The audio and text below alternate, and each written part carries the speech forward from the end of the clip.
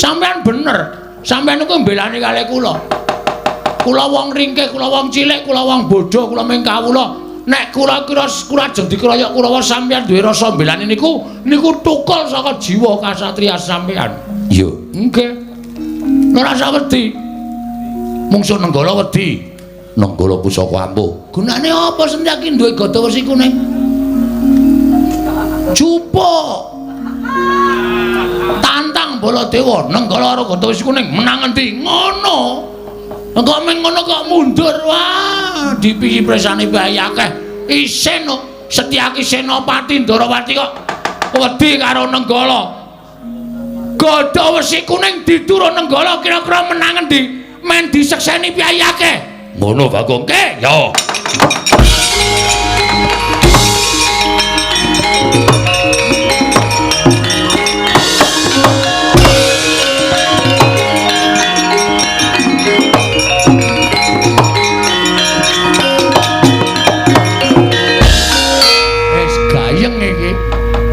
Ngene iki aku kudu cepak-cepak mulih iki. Engko nang nganti aku didukani Siliwun Ndarawati ra iso omong aku. Mongko kae gawa gada wesi kuning karo Nenggala.